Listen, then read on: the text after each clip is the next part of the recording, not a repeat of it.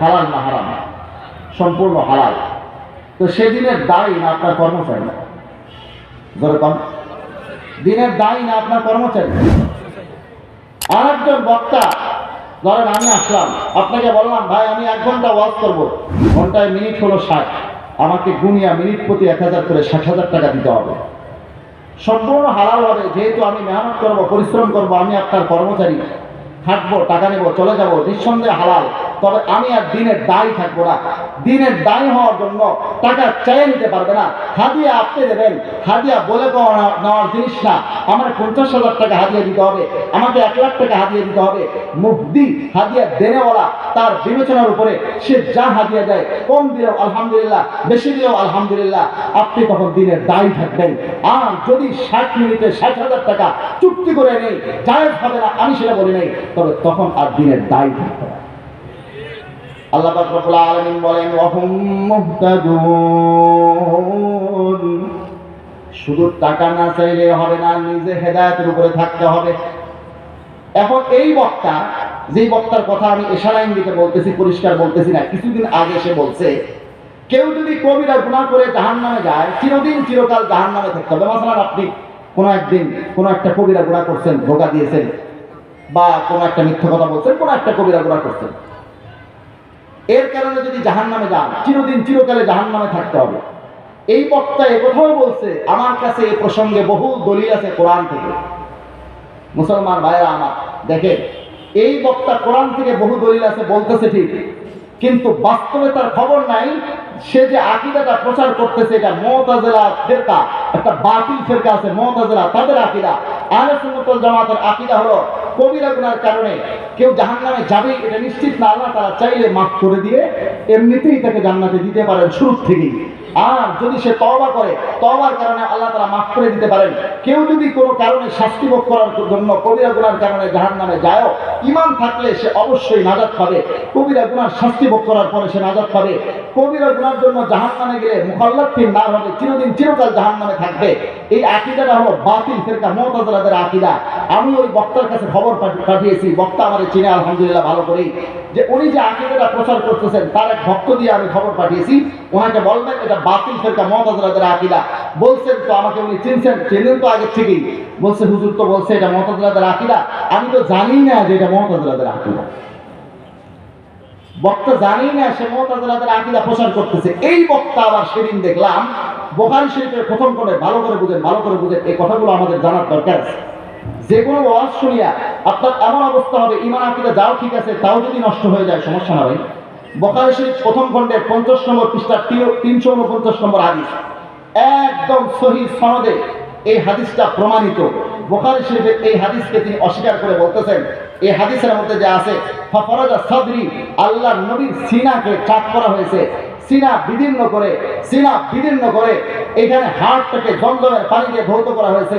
উনি বলেছেন আপনি যখন হাদিস পড়বেন বিবেকটাকে কাজে লাগাবেন। বিবেকে এটা আসে নাকি? এটা তো আসলে বিবেকে আসে না, এটা মানা যাবে না। বলুন তো দেখি, বিবেকে আসলে আমি হাদিস মানবো, বিবেকে না আসলে মানবো না। এটা কি হাদিস সহিহ হওয়ার, হাদিস মানার না মানার মেয়ার আর মানদণ্ড হতে পারে? এটা হাদিস অস্বীকার করার নামান্তর। তাদের গুরু, সেই গুরুর আর আমি নাম বলবো না, কারণ গুরু কোন একটা দলের গুরু, যার কারণে আমি গুরুর নাম বলবো না। মুসলিম শরীফের একদম স্পষ্ট সহিহ হাদিস, মুসলিম শরীফের হাদিসের মধ্যে আছে 90 জন, আরেক রিওয়ায়াত আছে 99 জন স্ত্রীর সঙ্গে হযরত সুলাইমান আলাইহিস সালাম এক রাত্রে সহবাস করেছেন এবং বলেছেন প্রত্যেকের সন্তান হবে, মুজাহিদ হবে ইনশাআল্লাহ, বলেন নাই। যাই হোক, লম্বা ঘটনা আছে হাদিসের মধ্যে। তো উনি বলতেছেন হাদিসের সনদ বিশুদ্ধ, কোনো সন্দেহ নেই তাতে। কিন্তু আমি ঘন্টা মিনিট হিসেব করে দেখি যে আসলে এই 99 জন বা 90 জন স্ত্রীর সঙ্গে একটা রাত্রে যতগুলো ঘন্টা মিনিট আছে, এই টাইমে সহবাস করা সম্ভব না। অতএব এই হাদিস ঠিক না। স্পষ্ট সহিহ হাদিস মুসলিম শরীফ 2য় খণ্ডে, এত সহিহ হাদিস, সনদের দিক থেকে কোনো দুর্বলতা নেই, সে নিজেও স্বীকার করছে। তারপরে বলতেছে বিবেকে আসে না, এজন্য মানবো না। মুসলমান ভাইরা আমার, এটা হলো হাদিস অস্বীকার করার নামান্তর। মনে রাখবেন, কেউ যদি কোরআন মানার স্লোগান দিয়া হাদিস অস্বীকার করে, সে আর মুসলমান থাকে না। কোরআন মানার স্লোগান দিয়া যদি হাদিস অস্বীকার করে, সে মুসলমান কেন থাকে না? বুঝেন, ভালো করে বুঝেন মুসলমান ভাইরা আমার। একজন ডাকপিয়নের দায়িত্ব কি হয়? চিঠি পৌঁছায় দেওয়া। চিঠির ব্যাখ্যা করা কোনো ডাকপিয়নের দায়িত্বের মধ্যে পড়ে? চিঠির ব্যাখ্যা করা কোনো ডাক পিয়নের দায়িত্বের মধ্যে পড়ে না। মুসলমান ভাইরা আমার, আমাদের কিছু ভাইয়েরা মনে করেন আমার আপনার নবী ডাক পিয়ন। কোরআন শরীফটা আল্লাহর পক্ষ থেকে আমাদের কাছে, বান্দার কাছে একটা চিঠি, এই চিঠি পৌঁছে দেওয়ার জন্য নবী মুহাম্মদ রাসূলুল্লাহ ডাক পিয়ন ছিলেন, চিঠি পৌঁছে দিয়েছেন। এই চিঠির ব্যাখ্যা হলো হাদিস। এই ব্যাখ্যা বয়ান করা নবীর দায়িত্বের মধ্যে পড়ে না। তিনি তো ডাক পিয়নের মতো। কাজে আমরা আমাদের ইচ্ছে মতো কোরআন বুঝবো আর আমল করবো, হাদিস মানবো না, নবীর ব্যাখ্যা মানবো না। কারণ নবীর ব্যাখ্যা করার অধিকার নেই, কারণ নবী হচ্ছেন ডাক পিয়নের মতো। সে হাদিস না মেনে কি করলো? নবীকে ডাক পিয়নের মতো মনে করলো। মনে রাখবেন যে রসুলের কালিমা পড়লেও মুসলমান হবে না যতক্ষণ পর্যন্ত রসুলের উপরে রসুল হিসেবে বিশ্বাস না রাখবে। যারা আমার রসুলের হাদিস মানে না, হাদিসকে অস্বীকার করে, আমল না করা হাদিসের উপরে ভিন্ন কথা, হাদিস অস্বীকার করা ভিন্ন কথা। মুসলমান ভাইরা আমার, কেউ যদি হাদিস অস্বীকার করে তাহলে সে মুসলমান থাকে না। কারণ সে আমার আপনার রসুলকে, রসুলের কালিমা পড়লেও রসুল হিসেবে বিশ্বাস করে না, সে রসুলকে ডাক পিয়ন মনে করে। মুসলমান ভাইরা আমার, রসুলকে ডাক পিয়ন মনে করলে তাওহীদের সালাতের কারণে, রসুল অবমাননার কারণে সে কাফের, সে মুসলমান থাকে না। আশ্চর্য হয়ে যাবে, এরা এখন কি করছে জানেন? এরা বলে নামাজ সবগুলো দুই রাকাত, সব মিলিয়ে তারা বলে, তাদের মধ্যে আবার দুই গ্রুপ, এই 90 আহলে কোরআন। তারা বলে আমরা কোরআনের মধ্যে কোন জায়গার মধ্যে পেয়েছি, কেউ এক গ্রুপ পাইছে বলে 2 ওয়াক্ত, আর এক গ্রুপ পেয়েছে 3 ওয়াক্ত। তো এক গ্রুপ 2 ওয়াক্ত নামাজ পড়ে, এক গ্রুপ 3 ওয়াক্ত নামাজ পড়ে। সব নামাজ আবার 2 রাকাত। এদের তাকবীরও আজীব, তারা আমাদের মতো তাকবীর দেয় না। কারণ এই তাকবীরগুলো যেটা আমরা দিই হাদিসে আছে, কোরআনে নাই। তারা বলে তাকবীর হবে এরকম, আল্লাহু আকবার, আল্লাহু আকবার, আকিমুস সালাহ, লা ইলাহা ইল্লাল্লাহ, শেষ করতে। বৈঠকের মধ্যে দরুদ শরীফ, দোয়া মাসুরা এগুলো কিছুই পড়ে না। এগুলো কি পড়ে? বৈঠকে শুধু একটা দোয়া পড়ে, সুবহান রাব্বিকা রাব্বিল ইজ্জাতি আম্মা ইয়াসিফুন ওয়া সালামুন আলাল মুরসালিন আলহামদুলিল্লাহি রাব্বিল আলামিন, আসসালামু আলাইকুম ওয়া রাহমাতুল্লাহ, আসসালামু আলাইকুম ওয়া রাহমাতুল্লাহ। এই নামাজ কি নবী মুহাম্মদ রাসূলুল্লাহ সাল্লাল্লাহু আলাইহি ওয়াসাল্লাম নিয়ে আসছে? পুরা মুসলিম উম্মার নামাজ এক, এদের নামাজ এক। অতএব মনে রাখবেন যারা কোরআন মানার স্লোগান দিয়া হাদিস অস্বীকার করে, এরা মুসলমান না। এই জন্য আমি বলছি যে আমি এই সিরাতুল মুস্তাকিমের ব্যাখ্যা একটা হাদিস পড়েছি। হাদিসটা আমি ইচ্ছে করেই পড়েছি, কারণ সিরাতুল মুস্তাকিমের ব্যাখ্যায় আল্লাহর নবীর একটা হাদিস আছে, হযরত আব্দুল্লাহ ইবনে আমর থেকে বলি। আপনারা কি বিরক্ত হয়ে যাচ্ছেন? আল্লাহর নবীর এই হাদিসের মধ্যে কি আছে দেখেন। আল্লাহর হাবিব সাল্লাল্লাহু আলাইহি ওয়াসাল্লাম, আমি আসছি হচ্ছে সিলেট থেকে, সিলেটে গেছি আগের দিন গোপালপুরে প্রোগ্রাম ছিল, এখানে সিলেট থেকে আবার আসছি। কষ্ট কি আমাদের বেশি না আপনাদের? একটু সবর করে যে বিষয়টা আমি শুরু করেছি, এটা পরিপূর্ণ না বলতে পারলেও অন্তত এতটুকুন পৌঁছতে হবে, যতটুকুন পৌঁছলে আমরা কিছুটা বুঝতে পারি। আল্লাহর হাবিব সাল্লাল্লাহু আলাইহি ওয়াসাল্লামের প্রসিদ্ধ সাহাবী আব্দুল্লাহ ইবনে আমর রাদিয়াল্লাহু তাআলা আনহু, এই আব্দুল্লাহ ইবনে আমরের কাছে কিন্তু সবচেয়ে বেশি হাদিস সংরক্ষিত ছিল। সবচেয়ে বেশি হাদিস কে বর্ণনা করেছেন? হযরত আবু হুরায়রা। হযরত আবু হুরায়রা নিজেই বলেছেন, বুখারী শরীফ খণ্ড নম্বর 1 পৃষ্ঠা নম্বর 22 হাদিস নম্বর 113। আর হযরত আবু হুরায়রা রাদিয়াল্লাহু তাআলা আনহু নিজেই এখানে বলেন যে সবচেয়ে বেশি হাদিস আমার কাছে না, আমার ভাই আব্দুল্লাহ ইবনে আমরের কাছে বেশি হাদিস সংরক্ষিত ছিল। এখানে আছে হাদিসটা 113 নম্বর হাদিস, 22 নম্বর পৃষ্ঠা, বুখারী শরীফ প্রথম খণ্ডে। হযরত আবু হুরায়রা বলেন, মা মিন আসহাবিন নবী সাল্লাল্লাহু আলাইহি ওয়াসাল্লাম আহাদুন, আল্লাহর নবীর সাহাবীদের মধ্যে এমন কোন ব্যক্তি ছিলেন না, আকসারা হাদিসান আনহু মিন্নি, যার কাছে আল্লাহর নবীর হাদিস আমি আবু হুরায়রার চেয়ে বেশি ছিল, ইল্লা মা কানা মিন আব্দুল্লাহ ইবনে আমর, একমাত্র আব্দুল্লাহ ইবনে আমর ছাড়া, ফাইন্নাহু কানা ইয়াকতুবু ওয়ালা আকতুব, কারণ তিনি লিখতেন আর আমি লিখতাম না। আব্দুল্লাহ ইবনে আমর লিখতেন আল্লাহর নবীর দরবারে বসে, আর আমি লিখতাম না, যার কারণে তার কাছে হাদিস ছিল আমার চেয়ে বেশি। এই আব্দুল্লাহ ইবনে আমর একটু বুজুর্গ টাইপের ছিলেন। কিরকম বুজুর্গ জানেন? ওনাকে বিবাহ দিয়েছেন ওনার পিতা। বুখারী শরীফে কয়েক জায়গায় এই হাদিসটা আসছে। বিবাহ দেওয়ার পরে বেটার বউকে জিজ্ঞাসা করছে যে আমার ছেলে কেমন? বলে রজুলুন সালিহ, বড় বুজুর্গ মানুষ। এখন পিতার মনে কৌতূহল যাচ্ছে। ওনার পিতা ছিলেন আমর ইবনে আস রাদিয়াল্লাহু তাআলা।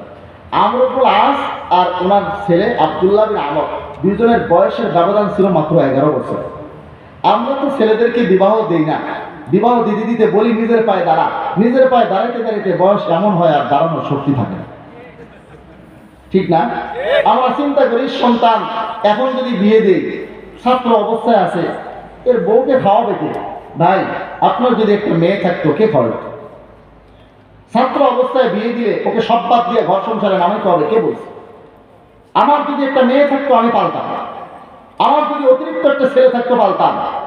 পিতা মাতা যদি থাকে ছেলে মেয়ে উভয়ের, তাহলে বয়স হওয়া মাত্রই আমি দেখেছি হযরত মাওলানা সৈয়দ আরশাদ মাদানী দামাত বরকাতুহুল আলিয়া, আমার উস্তাদ শেখুল ইসলাম হুসাইন মাদানী রহমাতুল্লাহ পুরো খানদানের মধ্যে এই অল্প বয়সে বিবাহ দিয়ে দেয়। আফফান মনসুরপুরি সাহেব এখন আসেন, আমরা যখন দাওয়া করে উনি মিশকাত করতেন, গতকাল সিলেটে একসঙ্গে বয়ান করেছি, মাওলানা আফফান মনসুরপুরি, সৈয়দ আফফান মনসুরপুরি দাওয়াত বরকাতুহুল আলিয়া মিশকাত করতেন, আমরা দাওয়া করি, তখনই তো উনি বিবাহ করেছেন।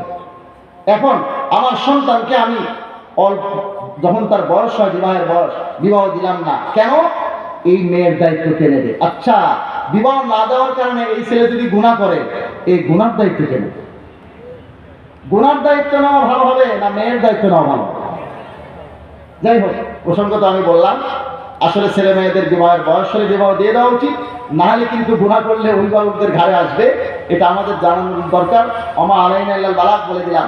আব্দুল্লাহ বিন আমর, ওনার পিতা ওনার মাঝে বয়সের ব্যবধান ছিল 11 বছর, তো ছেলেকে কিছু বলতে পারে না। আল্লাহর নবীকে বলছে, ইয়া রাসূলুল্লাহ, ছেলেকে বিবাহ দিলাম, তো ছেলের বউকে জিজ্ঞাসা করি ছেলে কেমন, বলে বড় বুজুর্গ মানুষ, আপনি একটু নসিহত করেন। আমার তো মনে হচ্ছে ছেলের সাথে ছেলের বউয়ের আজ পর্যন্ত দেখাই হয়নি, বিবাহ তো কয়েকদিন হয়ে গেছে। জিজ্ঞাসা করেছেন আল্লাহ নবী, কিরকম ইবাদত করো আব্দুল্লাহ? বলে হুজুর সারা রাত ইবাদত করি, দিনে প্রতিদিন রোজা রাখি, আর বলে প্রতিদিন এক খতম কোরআন শরীফ করি। আচ্ছা বলেন তো দেখি, যেই লোকটা সারা রাত ইবাদত করে, প্রতিদিন রোজা রাখে, প্রতিদিন এক খতম কোরআন শরীফ করে, বউয়ের সাথে সময় দেওয়ার তার টাইম আছে? সাক্ষাৎই হয় না, বিবাহ হয়েছে আজও পর্যন্ত সাক্ষাৎই হয় না। আল্লাহর হাবিব বললেন, ইন্না লিজাওজিকা আলাইকা হাক্কান ওয়া লিনাফসিকা আলাইকা হাক্কান, বলে তোমার নিজেরও হক আছে, তোমার শরীরেরও হক আছে, তোমার স্ত্রীরও হক আছে। তো উনি একটু বুজুর্গ টাইপের ছিলেন, যার কারণে হাদিস বর্ণনা করতেন কম, এমনি জানতেন অনেক হাদিস। এই সাহাবী আব্দুল্লাহ বিন আমর থেকে বর্ণিত। আল্লাহর হাবিব বলেন, ওয়া ইন্না বানি ইসরাঈলা তাফাররাকাত আলা সিনতাইনি ওয়া সাবিনা মিল্লাহ, বনি ইসরাঈলরা বিভক্ত হয়ে পড়েছিল 72 দলে। ওয়া তাফতারিকু উম্মতি আলা 73 মিল্লাহ, আর এই উম্মত বিভক্ত হবে 73 দলে। কুল্লুহুম ফিন নারি ইল্লা মিল্লাতান ওয়াহিদা, বলে সবাই যাবে জাহান্নামে একটা দল ছাড়া। ক্বালু মান হিয়া ইয়া রাসূলুল্লাহ, আল্লাহর হাবিবকে সাহাবায়ে কেরাম প্রশ্ন করলেন, আমাদের জন্য রাস্তাটা সহজ হয়ে গেল। সাহাবায়ে কেরাম প্রশ্ন না করলে আমাদের জন্য রাস্তা একটু মুশকিল ছিল, আমরা তো আল্লাহর নবীকে পাইতাম না। সাহাবায়ে কেরাম প্রশ্ন করলেন, মান হিয়া ইয়া রাসূলুল্লাহ, একটা মাত্র নাজাতপ্রাপ্ত দল কারা, তাদের পরিচয়টা একটু আমাদেরকে বলে দেবেন। ক্বালা মা আনা আলাইহি ওয়া আসহাবী, আল্লাহর নবী বললেন, আমি নবী যে তরিকার উপরে চলি, আমার সাহাবায়ে কেরাম যে আদর্শের উপরে চলেন, এর উপরে যারা চলবে তারা একমাত্র নাজাতপ্রাপ্ত দল। নবীর তরিকা সাহাবায়ে কেরামের আদর্শের উপরে যারা চলবে না তারা বাতিল, তারা 72 দলের অন্তর্ভুক্ত। কথা কি পরিষ্কার না ভেজাল? পরিষ্কার। এখন এখানে যদি 73 জন ছেলে থাকে, আপনি 73 জন ছেলেকে নিজের সন্তান বলে স্বীকৃতি দেবেন না নিজের ছেলেকে? 73 জন মুরব্বী থাকলে সবাইকে আব্বা ডাকবেন না নিজের পিতাকে? আল্লাহর হাবিব আমাদেরকে এমন মানদণ্ড দিয়েছেন, নবীর সুন্নাত সাহাবায়ে কেরামের আদর্শ, যাদের মধ্যে আছে হক নাই বাতিল, একদম ক্লিয়ার। এখন 73 শতদল দেখলেও, 73 শতদল থাকলেও হক দল চিনতে আমাদের কোনো অসুবিধা হবে না। বন্ধুরা আমার, এই নামটা আহলুস সুন্নাহ ওয়াল জামাআহ, যেটা এই হাদিস থেকে নেওয়া হয়েছে, আরেকটা হাদিসের মধ্যে পরিষ্কার আছে। তাফসীর বিল রিওয়ায়াত অন্যতম কিতাব তাফসীর দুররুল মনসুরের মধ্যে খণ্ড নম্বর 2 পৃষ্ঠা নম্বর 291 এ 106 নম্বর আয়াত সূরা আলে ইমরানের, এই আয়াতের ব্যাখ্যাকার ইসুল মুফাসসির আব্দুল্লাহ ইবনে আব্বাস রাদিয়াল্লাহু তাআলা আনহু থেকে এই হাদিসটা আছে। ইয়াওমা তাবিয়াদু বুজুহু ওয়া তাসওয়াদু বুজুহ, কিয়ামতের দিন কিছু চেহারা হবে সাদা সুশ্রী সুন্দর, তারা হবে জান্নাতি। ওয়া তাসওয়াদু বুজুহ, কিছু চেহারা হবে কালো কুৎসিত কুচরি, তারা হবে জাহান্নামী। তাদের চেহারা সাদা সুশ্রী সুন্দর হবে।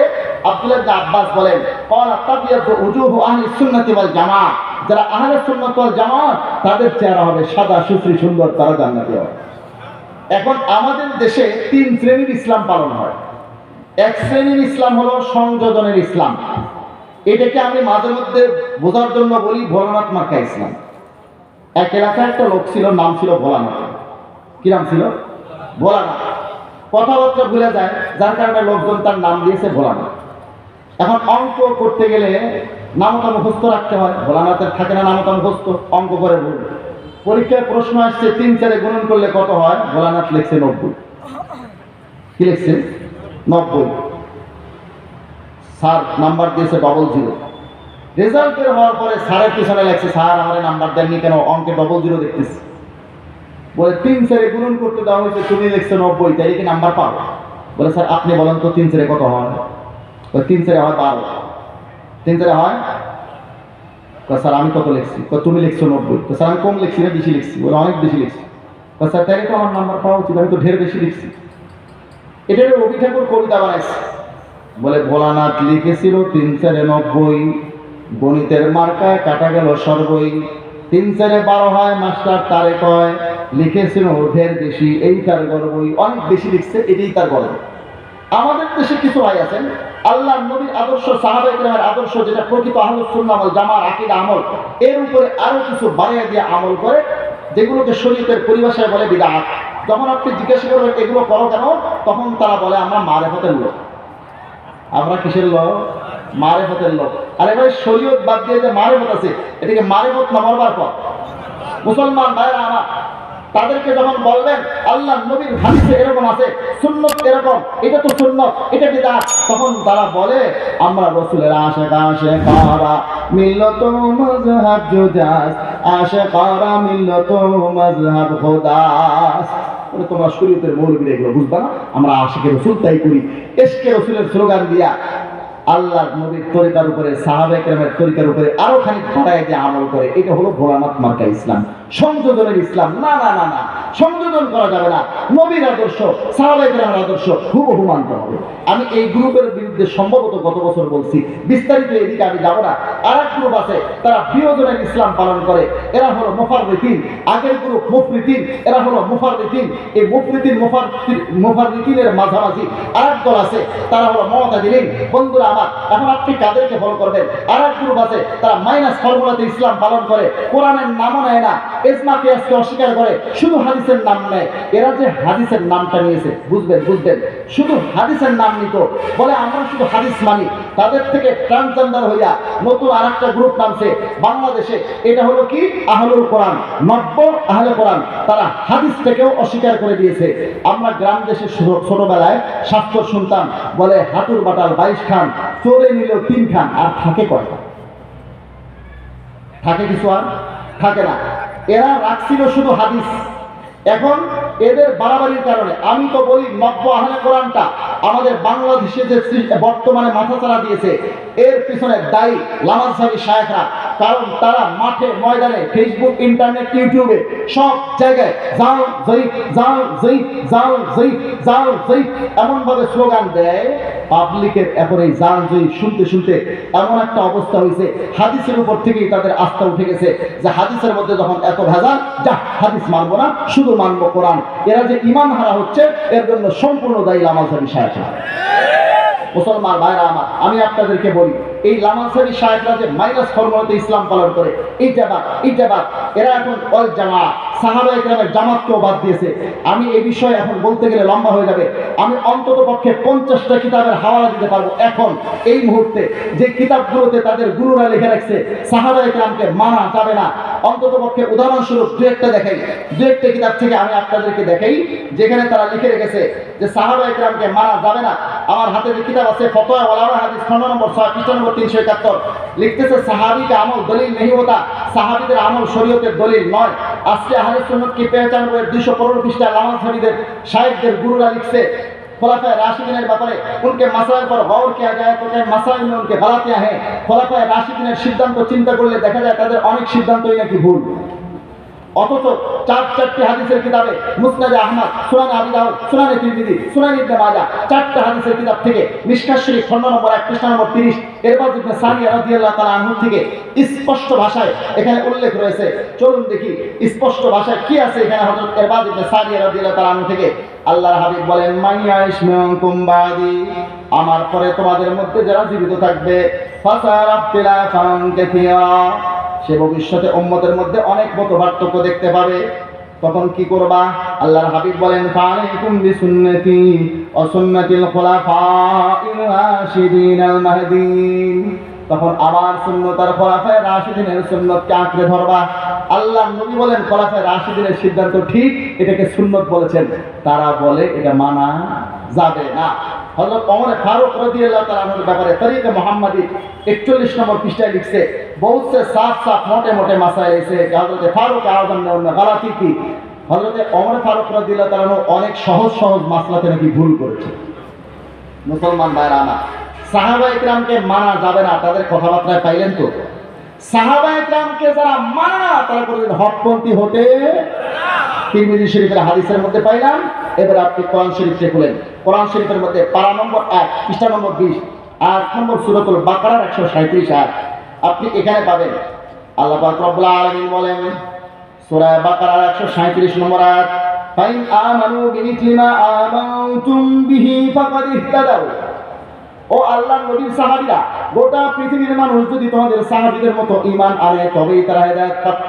যাদের ঈমান আমল সাহাবায়ে কেরামের মানদণ্ড হবে না তারা পথভ্রষ্ট, তারা গোমরা। অতএব সাহাবায়ে কেরামকে যারা মানে না তারা বাতিল, সাহাবায়ে কেরামকে যারা মানে না তারা বাতিল, সাহাবায়ে কেরামকে যারা মানে না তারা বাতিল। যেই হোক, এখন লামাজহারি সাহেবরা সাহাবায়ে কেরামকে মানে না। আমি তার 3টে জ্বলন্ত উদাহরণ দিচ্ছি। সমস্ত সাহাবায়ে কেরামের ঐক্যবদ্ধ সিদ্ধান্ত 3টা আছে। হযরত ওমরের জামানায় 20 রাকাত তারাবি, দলিল বলবো না, শুধু ইজমাই বিষয়টা বলি। হযরত ওমর ফারুক রাদিয়াল্লাহু তাআলার জামানায় সমস্ত সাহাবায়ে কেরামের 20 রাকাত তারাবির ব্যাপারে ঐক্যবদ্ধ সিদ্ধান্ত হয়ে গেছে, ইজমা কায়েম হয়ে গেছে। ঠিক এরকম হযরত ওমর ফারুক রাদিয়াল্লাহু তাআলার জামানায় 3 তালাক দিলে একসঙ্গে 3 তালাক হয়। হযরত ওমর ফারুক রাদিয়াল্লাহু তাআলার জামানায় সমস্ত সাহাবায়ে কেরামের ঐক্যবদ্ধ সিদ্ধান্ত হয়ে গেছে। সমস্ত মুসলমানদের ঐক্যবদ্ধ সিদ্ধান্ত হয়ে গেছে সাহাবায়ে কেরামের হযরত ওসমানের জামানায় জুমার প্রথম আযানের ব্যাপারে, যেটা সুন্নাত।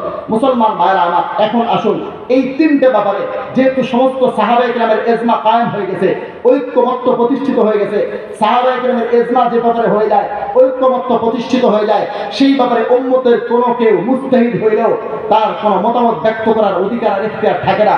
এজন্য দেখবেন এই 3টি ব্যাপারে ইমাম আবু হানিফা রাহমাতুল্লাহ আলাইহি, ইমাম মালিক রাহমাতুল্লাহ আলাইহি, ইমাম শাফিঈ রাহমাতুল্লাহ আলাইহি, ইমাম আহমদ ইবনে হাম্বল রাহমাতুল্লাহ আলাইহি কারো কোনো দ্বিমত নাই। ভিন্ন মতামত যদি এই ব্যাপারে থাকে তাহলে পথভ্রষ্ট লামাজহারি সাহেবদের আছে। তাহলে বোঝা যায় তারা সাহাবায়ে কেরামকে শুধু মানে না, সমস্ত সাহাবায়ে কেরামের ঐক্যবদ্ধ সিদ্ধান্ত মানে না।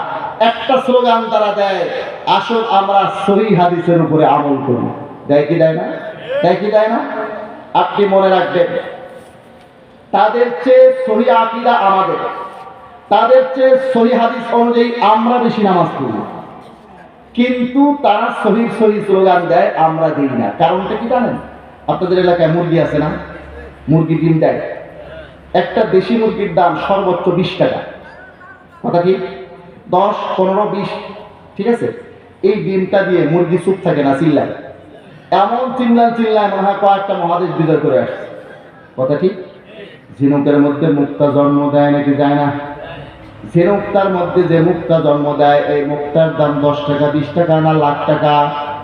লাখ টাকা দামের মুক্তা জন্ম দিয়া ঝিনুকটা চিল্লায় না। এত বড় গরুর বাছুর জন্ম দিয়া গরুটা চিল্লায় না। 10 টাকা 15 টাকা দামের ডিম দিয়া মুরগি চিল্লায়। লামাজহাবিরা চিল্লায় সহি সহি বলিয়া। তাদের চেয়ে মজবুত আকীদা আমাদের, তাদের চেয়ে মজবুত দলিলে আমরা নামাজ পড়ি, কিন্তু আমরা সহি সহি বলে চিল্লাই না, কারণ আমরা ডিমের ব্যাপারী না। ইমাম আবু হানিফা রাহমাতুল্লাহ আলাইহির এক একটা ইজতিহাদ, ইমাম আবু হানিফা রাহমাতুল্লাহ আলাইহির এক একটা দলিল মুক্তার মতো দামি। মুক্তা যাদের কাছে থাকে তারা চিল্লায় না। একটা মাসলা শুধু বলবো, দেখবেন বাকি মাসলাগুলো এরকম। একটা মাসলা, শুধু একটা মাসলা, শুধু একটা মাসলা। বাকি মাসলাগুলো এরকম। একটা মাসলা শুধু দেখাই, একটা মাসলা, শুধুমাত্র একটা মাসলা দেখাচ্ছি, বাকি মাসলাগুলো এরকম। অন্য কোনো সময় যদি আসি বাকি মাসলাগুলো দেখাবো ইনশাআল্লাহ। দাঁড়ানোর মাসলাটা অনেক লম্বা, আমি অন্য সময় এই মাসলা নিয়ে লম্বা কথা বলি, গতকাল সিলেটেও বলছি। আজকে শুধু একটা দলিল আপনাদেরকে দিই। এই যে কোরআন শরীফ, কোরআন শরীফের মধ্যে কোরআন শরীফ পারা নম্বর 1 সূরাতুল বাকারা, আপনি এখানে যাবেন 18 নম্বর পৃষ্ঠা। কত নম্বর পৃষ্ঠা? সূরাতুল বাকারার 18 নম্বর পৃষ্ঠা। আল্লাহ পাক রব্বুল আলামিন বলেন, আত্তাখিরু মিন মাকামি ইব্রাহিম মুসাল্লা। তোমরা মাকামে ইব্রাহিমকে মুসল্লা বানাও, নামাজের জায়গা বানাও। মাকামে ইব্রাহিমকে নামাজের জায়গা বানাতে বলছেন আল্লাহ পাক রব্বুল আলামিন। মাকামে ইব্রাহিম এটাকেই আসলে নামাজের জায়গা বানিয়ে নামাজ পড়া, এটা হলো আসল। কিন্তু সেটা তো গ্লাস দিয়ে ঘেরা, এখানে দাঁড়াইতে পারি না আমরা, পাশে নামাজ পড়তে হবে, এটা ঠিক আছে। এখন রইল মাকামে ইব্রাহিমকে মুসল্লা বানাইতে বলছেন আল্লাহ তাআলা, যেটা কোরআনের নির্দেশ আছে সূরাতুল বাকারার মধ্যে আপনি 1 নম্বর পারার 18 নম্বর পৃষ্ঠায় পাবেন, ওয়াত্তাখিযু মিন মাকামি ইব্রাহিম মুসাল্লা। এখন আপনি যাইয়া দেখেন ইব্রাহিম আলাইহিস সালামের মাকামে ইব্রাহিম, তার যে 2 পা, এই 2 পায়ের মাঝখানে ডিসটেন্স কি 2.5-3 ফিট নাকি স্বাভাবিক? 2.5-3 ফিট নাকি স্বাভাবিক? ওদেরকে বলেন তোমরা যাইয়া দেখো মাকামে ইব্রাহিমের মধ্যে ইব্রাহিম আলাইহিস সালামের মাকামে ইব্রাহিমকে মুসল্লা বানাইতে বলছেন আল্লাহ তাআলা, এখানে দাঁড়িয়ে নামাজ পড়তে বলছেন। এটা হলো মায়াত, এটা হলো মানদণ্ড। এখন আসো, এর সাথে যদি তোমাদের নামাজ মেলে, তোমার নামাজ কোরআন দ্বারা প্রমাণিত, যদি আমার নামাজ মেলে, আমার নামাজ কোরআন দ্বারা প্রমাণিত। এটার উপরে হাদিসের দলিল আছে, বুঝবেন না যে হাদিসের দলিল নাই, লম্বা আলোচনা আছে। কাজে আজকে বাকি লম্বা আলোচনা আমি বলবো না, অন্য কোনো সময় আসলে এর উপরে অন্ততপক্ষে 15-20 মিনিট বলতে হবে, বিভিন্ন হাদিস থেকে রেফারেন্স দিয়া। তারা একটা হাদিসের প্রাসঙ্গিক আলোচনার থেকে ভুল বুঝে আঙ্গুলের উপর আঙ্গুল তুলে দিয়া পায়ের সাথে পা লাগায় দেওয়ার মতো যে আমলটা করে, খুশু বিধ্বংসী আমল, নামাজের রূহ যেটা খুশু, এটাই নষ্ট করে দেয়। এটা একবারে সম্পূর্ণ হাদিস বিরোধী আমল। 2.5-3 ফিট পা ছড়িয়ে নামাজ পড়ার কথা কোনো হাদিসে নাই, আঙ্গুলের উপর আঙ্গুল তুলে দেওয়ার কথা কোনো হাদিসে নাই, যেটা তারা করে। বন্ধুরা আমার, এটা বিস্তারিত দলিল ইনশাআল্লাহ অন্য কোনো সময় বলবো। আমি আর যেই মাসলাটা বলতে চাচ্ছি দলিল দিয়া, এটা হলো হাত বাঁধা। নামাজের প্রথম মাসলা হলো হাত বাঁধা, এখান থেকে সিরিয়াল শুরু। সূরা ফাতিহা তো একটু পরে, এরপরে আপনি আমিন বলার সিরিয়াল আরেকটু পরে, রফুল ইয়াদাইন বারবার হাত তোলার সিরিয়াল আরেকটু পরে। হাতটা বাঁধবো কোথায়? বুকের উপরে না নাভির নিচে? এই ব্যাপারে আমাদের কিছু ভাইরা বক্তব্য দেয়, আপনি যদি বুকের উপরে হাত না বাঁধেন, আপনার নামাজ সহিহ হাদিস মোতাবেক হলো না, আপনার নামাজ বুখারী শরীফের হাদিস মোতাবেক হলো না। বন্ধুরা আমার, আসলে আমরা একটু বাস্তব চিত্রটা দেখি, আসলে কার দলিলটা মজবুত, কার নামাজটা বেশি বিশুদ্ধ হাদিসে আদায় হয়। আমরা যে হাত বাঁধি, এখানে হাত বাঁধার নিয়ম এবং জায়গা দুটোই আমি আপনাদেরকে দেখাচ্ছি। হাত আমরা বাঁধার সময় ডান হাত বাম হাতের উপর রাখি, কথা ঠিক আছে? এই কথাটা আপনি মুসলিম শরীফ খণ্ড নম্বর 1 পৃষ্ঠা নম্বর 173 পাবেন। মুসলিম শরীফ 1 নম্বর খণ্ডের 173 নম্বর পৃষ্ঠা, এখানে আপনি পাবেন হযরত ওয়াইল বিন হুজর রাদিয়াল্লাহু তাআলা আনহু থেকে বর্ণিত। মুসলিম শরীফ খণ্ড নম্বর 1 পৃষ্ঠা নম্বর 173, হযরত ওয়াইল বিন হুজর রাদিয়াল্লাহু তাআলা আনহু বলেন, আল্লাহর হাবিব সাল্লাল্লাহু আলাইহি ওয়াসাল্লাম নামাজ কিভাবে পড়তেন? বলে সুম্মা ওয়াদা ইয়াদাহু ইউমনা আলাল ইসরা, আল্লাহ রাসূল নিজের ডান হাতটাকে বাম হাতের উপর রাখতেন। আমরা ডান হাত বাম হাতের উপরে রাখলাম। চলুন, সামনে আরো কাজ আছে। এরপরে আমরা ডান হাত দ্বারা বাম হাতকে ধৌত করি। আপনি চলুন তিরমিজি শরীফ খণ্ড নম্বর 1 পৃষ্ঠা নম্বর 59 হাদিস নম্বর 252, এখানে দেখুন তিরমিজি শরীফের একেবারে প্রথম খণ্ড 59 নম্বর পৃষ্ঠায় পাবেন আল্লাহর নবী কেমন ভাবে নামাজ পড়াইতেন। কানা রাসূলুল্লাহ সাল্লাল্লাহু আলাইহি ওয়াসাল্লাম ইয়াউমুনা ফায়াকুযু শিমালাহু বিয়ামিনিহি, আল্লাহর নবী আমাদের ইমামতি করতেন। সাহাবী বলেন, আল্লাহর নবী নিজের বাম হাতকে ডান হাত দ্বারা ধরতেন, বাম হাতকে ডান হাত দ্বারা ধরতেন, আমরা যেভাবে ধরি। ভাই, আমরা এরপরে 3 আঙ্গুল জেরার উপরে রাখি, বাহুর উপরে রাখি। চলুন এটাও আমরা হাদিস থেকে আমল করি। বুখারী শরীফ খণ্ড নম্বর 1 পৃষ্ঠা নম্বর 102 হাদিস নম্বর 740, হযরত সাদ ইবনে সাদ রাদিয়াল্লাহু তাআলা আনহু থেকে বর্ণিত।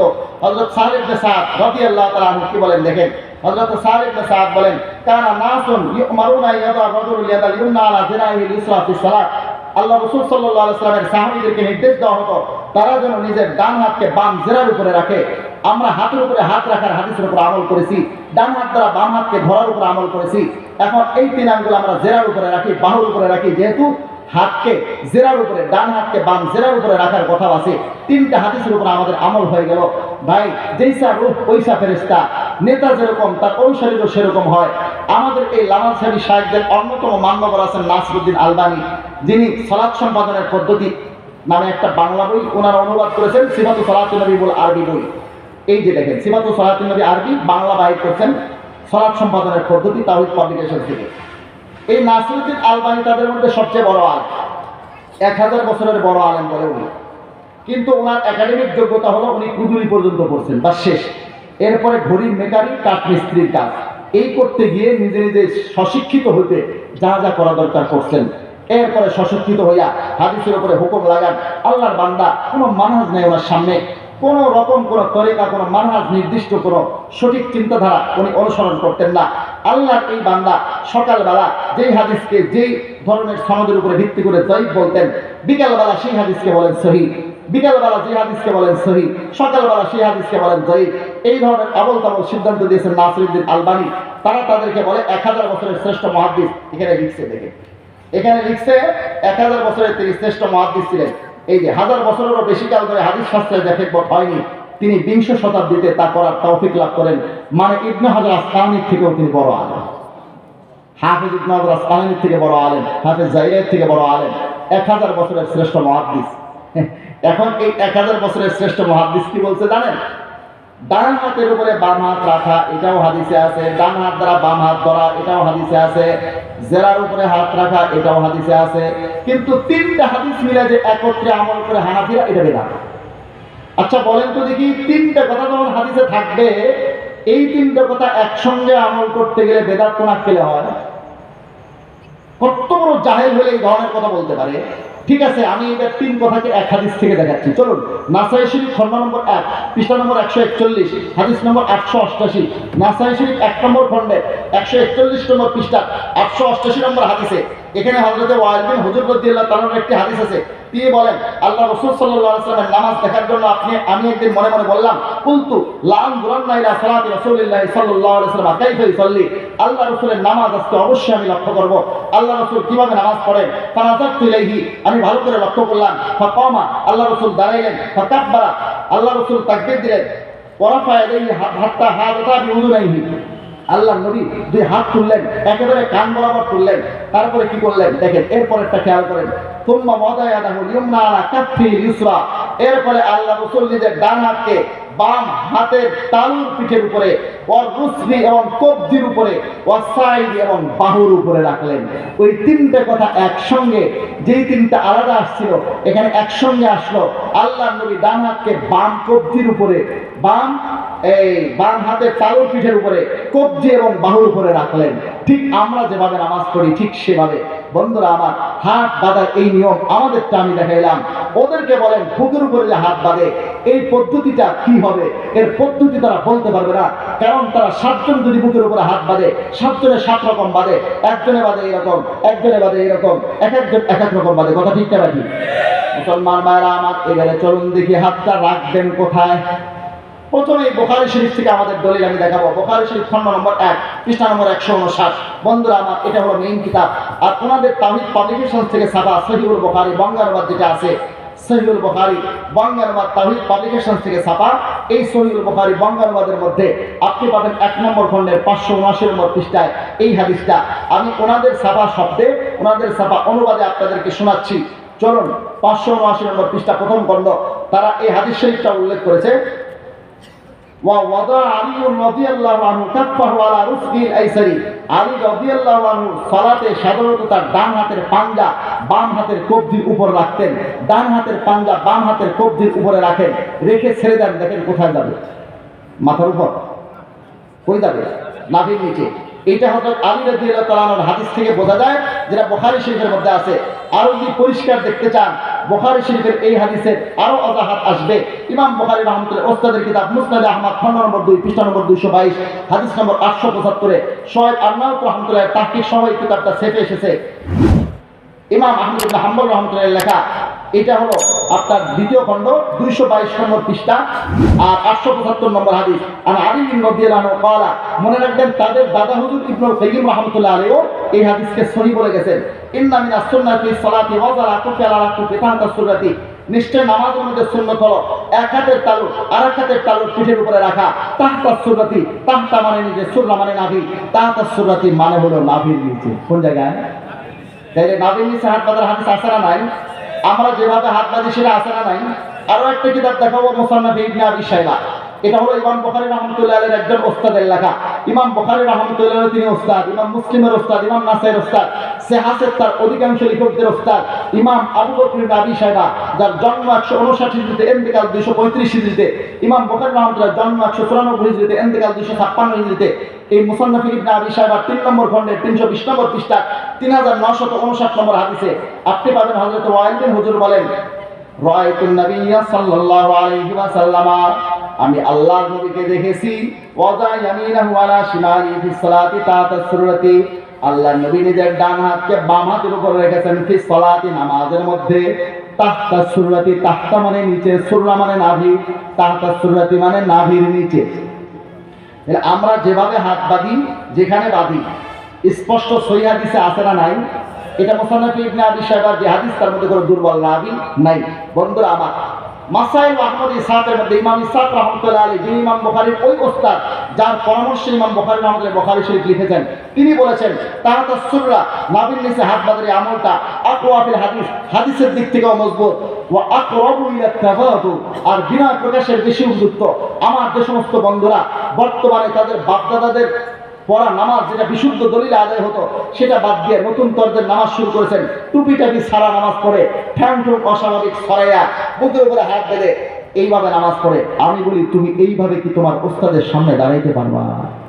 তোমার মুরব্বীর সামনে ঠ্যাং ঠুং ছড়াইয়া বুকের উপরে হাত দাঁড়িয়া এরকম দাঁড়াইতে পারবা? তাইলে বোঝা যায় এটা বিনয়ের দাঁড়ানো না। যেইভাবে তোমার ওস্তাদের সামনে, মুরব্বীর সামনে তুমি দাঁড়াইতে পারো না, তোমার রবের সামনে তুমি কেমনে দাঁড়াই? এই জন্য আমরা যেহেতু নাভির নিচে হাত বাঁধার এই আমলটা দলিলের দিক থেকেও মজবুত পাই, বিনয় প্রকাশের বেশি উপযুক্ত পাই, এজন্য আমরা এটাকে গ্রহণ করেছি, আমরা এটাকে অগ্রাধিকার দেই। আমাদের নামাজ মজবুত দলিলের দ্বারা, সহিহ হাদিসের দ্বারা, বুখারী শরীফের হাদিসের দ্বারা প্রমাণিত হলো নাকি হলো না? মুসলমান ভাইরা আমার, পক্ষান্তরে তাদের হাদিসটা কোথায় সেটাও আমরা একটু দেখি। তাদের হাদিস বুখারী শরীফে নাই, বুখারী শরীফের বাইরে বুকের উপরে হাত বাঁধার হাদিস বুখারী শরীফ বাদ দিয়েও আরো যত হাদিসের কিতাব আছে, কোন কিতাবের মধ্যে সহিহ সনদে, এমন সনদে যেই সনদের মধ্যে কোনো দুর্বল বর্ণনাকারী নেই, এরকম কোন একটা সনদে বুকের উপরে হাত বাঁধার কোনো হাদিস নাই। বুকের উপরে হাত বাঁধার সবচেয়ে মজবুত হাদিসটা আছে ইবনে খুজাইমা শরীফে 1 নম্বর খণ্ডে 207 নম্বর পৃষ্ঠার 479 নম্বর হাদিসে। এই 2 থেকে 4 মিনিট এর মধ্যে ইনশাআল্লাহ আমি আলোচনা শেষ করব। একটু সকলের দোয়া নিয়ে যাবেন। দেখেন সহিহ ইবনে খুজাইমা শরীফ, এই কিতাবটা আমি কথা শুরু করে ফেলছি তো, আর মাঝখানে তো রাখতে পারতেছি না। এখন ওদের দলিল না দেখাইলে বলবে আমাদের দলিল দেখাই নাই। ইবনে খুজাইমা শরীফ আমার হাতে, এই ইবনে খুজাইমা শরীফের 1 নম্বর খণ্ড অরিজিনাল নুসখা, বাইরুতের নুসখা এটা। আপনি আসেন 207 নম্বর পৃষ্ঠা, প্রথম খণ্ডে 479 নম্বর হাদিস। এখানে আছে হযরত ওয়াইল বিন হুজর রাদিয়াল্লাহু তাআলা আনহু থেকে বর্ণিত, সাল্লাল্লাহু মা রাসূলিল্লাহ সাল্লাল্লাহু আলাইহি ওয়াসাল্লাম, আমি আল্লাহ রাসূলের সঙ্গে নামাজ পড়েছি, ওয়া ওয়াদা ইয়াদাহুল ইয়ুমনা আলা ইয়াদিল ইসরা আলা সাদরিহি, আল্লাহ রাসূল নিজের ডান হাতকে বাম হাতের উপর রেখেছেন, আলা সাদরিহি বুকের উপর। এই যে বুকের উপরের হাদিস পাওয়া গেল নাকি গেল না? আছে হাদিস। আমাদের কিছু ভাইরা একটু বাড়াইয়া বলেন বুকের উপরে হাত বাঁধার কোনো হাদিস নাই। এটা ঠিক না। বুকের উপরে হাত বাঁধার হাদিস আছে, তবে বুখারী শরীফে নাই। বুকের উপরে হাত বাঁধার হাদিস আছে, তবে কোনো সহিহ হাদিস। এখন আপনারা বলতে পারেন এটাই যে তাদের কাছে সবচেয়ে মজবুত, এর চেয়ে মজবুত দলিল তো তাদের কাছে থাকতে পারে না। ভাই, আমি তাদের কথা থেকেই দলিল দিচ্ছি। জাল হাদিসের কবলে রাসূলের সালাত, একটা বই শায়েখ মুজাফফর বিন মুহসিন ভাই লিখেছেন। আমার এই লামাসাবি বন্ধুটি জাল হাদিসের কবলে রাসূলের সালাত বই লিখেছেন, ভেতরে জালিয়াতিতে ভর্তি। এগুলো তো এখন দেখানোর সময় নেই। আপনি 223 নম্বর পৃষ্ঠায় যান, এর 223 নম্বর পৃষ্ঠায় তিনি লিখতেছেন হাত বাঁধা সম্পর্কে সহিহ ইবনে খুজাইমাতে ওয়াইল বিন হুজর রাদিয়াল্লাহু তাআলার বর্ণিত হাদিসের চেয়ে বিশুদ্ধ কোনো হাদিস আর নাই। মানে তাদের ঝুলিতে এই ইবনে খুজাইমা শরীফ, এই কিতাবের হাদিসের চেয়ে বিশুদ্ধ আর কোনো হাদিস আর তাদের কাছে নাই, সেটা তারা নিজেরাই তো লিখে দিয়েছেন। বন্ধুরা আমার, এবারে আসুন, তাদের কাছে সবচেয়ে মজবুত যে দলিলটা আছে বুকের উপরে হাত বাঁধা, সেই হাদিসটা কতটা দুর্বল আমি সেটা আপনাদেরকে এখন একেবারে দলিল প্রমাণ দিয়ে দেখিয়ে দিব। আমি মুখস্থ বলবো না, আমার লামাসাবি বন্ধুদের মতো জবাব দেব না। তারা চোখ বুঝে হানাফিদের দলিল দেখলেই জাল যায়িফ, জাল যায়িফ, জাল যায়িফ, সহিহ হলেও জাল, নিজেদের দলিল জাল হলেও সহিহ। ওনাদের এসব কাণ্ড কারখানা দেখে আমার শেখ সাদী রহমতুল্লাহ একটা গল্প মনে পড়ে। শেখ সাদী রহমতুল্লাহ একবার শিক্ষা সফরে জায়গা দেখেন, ওনারা দোস্ত ছাগলের চোখে সবুজ রঙের চশমা পরে দিয়েছে। বলে, দোস্ত ছাগলের চোখে সবুজ রঙের চশমা, ছাগল কি কেউ চশমা পরায়? তুমি আর কাজ পাওনি? বলে, ভাই অনাবৃষ্টির কারণে ঘাস সব শুকিয়ে গেছে, ছাগল আর খায় না, এর হাড্ডির মগজ শুদ্ধ শুকায় যায়। এজন্য আমি অভিনব পন্থা আবিষ্কার করেছি, ছাগলের চোখে সবুজ রঙের চশমা পরিয়ে দিয়েছি।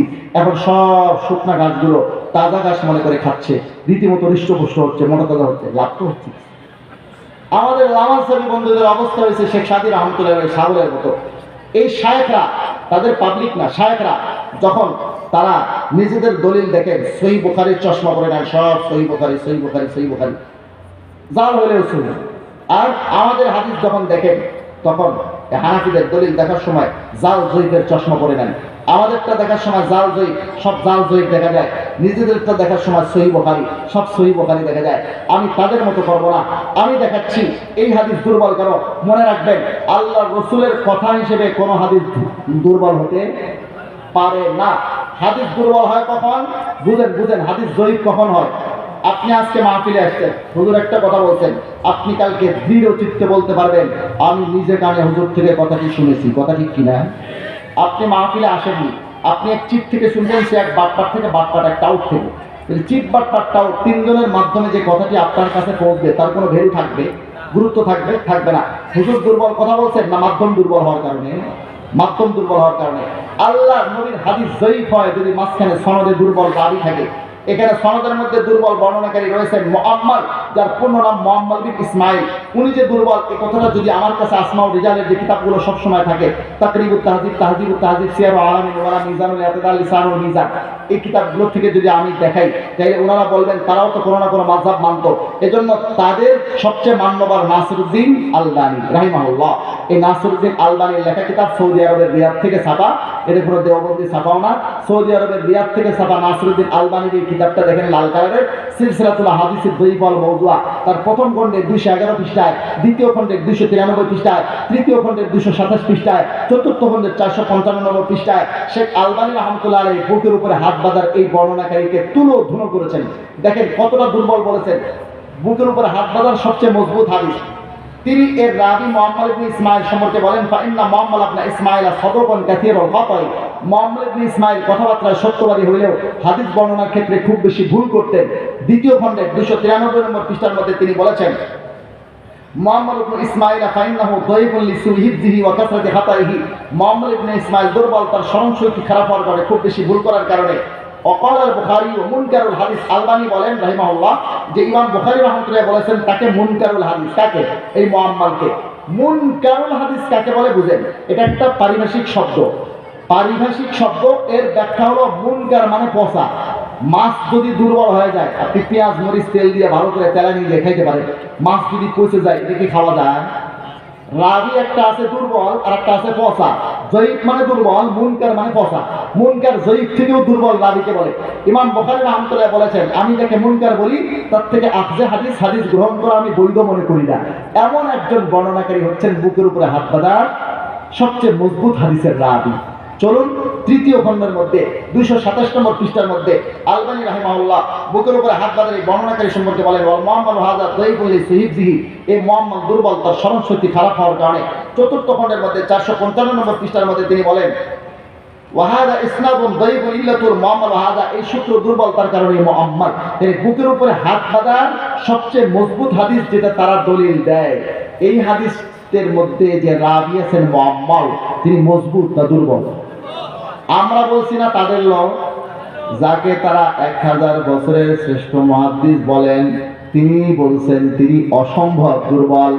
এই অসম্ভব দুর্বল বর্ণনাকারীর বর্ণিত হাদিসটা, এটা কি সহিহ না দুর্বল? বুকের উপরে হাত বাঁধার সবচেয়ে মজবুত হাদিসটার এই দশা, বাকিগুলোর অবস্থা সহজেই অনুমান করা যায়। এক লোকের বলে 10টা ছেলে ছিল, তার মধ্যে যেটা সবচেয়ে ভালো সেটা তুলে বলে। সবচেয়ে ভালো, এটা যখন পেশাব লাগতো গাছের মাথায় উঠে মানুষের মাথায় পেশাব। কোনটা এটা? 10 ছেলের মধ্যে সবচেয়ে ভালোটা। বাকিগুলোর কথা সহজেই অনুমান করা যায়। বন্ধুরা আমার, বুকের উপরে হাত বাঁধার মাসলাটা তাদের এই অবস্থা হওয়ার পরেও আমরা জানি দুর্বল মানুষ হইলে সে মানুষই থাকে, ভেড়া ছাগল হয়ে যায় না। এতে এই দুর্বল হাদিসের উপর আমল করে পুরুষ হইয়া নারীদের মতো যে পুরুষরা নামাজ পড়ে, আমরা তারপরেও তাদেরকে বলি না তোমাদের নামাজ হয় না। কোনো হানাফি আলেম কোনোদিন বলছেন? বলেন নাই। ওদের নামাজ হয় না আমরা কোনোদিন বলিনি। আমরা বলি তাদের নামাজও হয়, তবে আমাদের নামাজও হয়, তাদের চেয়ে আমাদের নামাজটা আরো বেশি মজবুত দলিল আদায় হয়। কিন্তু আমরা কোনোদিন সহি বলে চিল্লাই না। কারণ কি? আমি আগেই বলছি, কারণ আমরা ডিমের ব্যাপারই না। মুরগি ডিম দিয়ে চিল্লায়, কিন্তু ঝিনুক মুক্তা জন্ম দিয়ে চিল্লায় না। ইমাম আবু হানিফা রাহমাতুল্লাহ আলাইহি সবচেয়ে বড় মুজতাহিদ ছিলেন। এই উম্মতকে ইজতিহাদের রাস্তা, কোরআন হাদিস থেকে গবেষণা করে মাসলা বের করতে হয় কেমনে, মূল নীতি লিখে গেছেন, শিখিয়ে গেছেন ইমাম আবু হানিফা রাহমাতুল্লাহ আলাইহি। আকীদার প্রথম কিতাব লিখেছেন ইমাম আবু হানিফা রাহমাতুল্লাহ আলাইহি ফিকহুল আকবার। হাদিসের প্রথম কিতাব লিখেছেন কিতাবুল আসার ইমাম আবু হানিফা রাহমাতুল্লাহ আলাইহি। এটাকে অনুসরণ করে ইমাম মালিক রাহমাতুল্লাহ মুয়াত্তা লিখেছেন। হাদিসের প্রথম কিতাবের লেখক ইমাম আবু হানিফা রাহমাতুল্লাহ আলাইহি। চলুন এরপরে আকায়েদের প্রথম কিতাবের লেখক, আকীদার প্রথম কিতাবের লেখক ইমাম আবু হানিফা রাহমাতুল্লাহ আলাইহি। ফিকহের ব্যাপারে ইমাম শাফি রাহমাতুল্লাহ নিজেই বলেছেন, ফাইন্নান নাস ফি ফিকহিন ইয়ালুন আলা ফিকহিল ইমাম আবি হানিফা।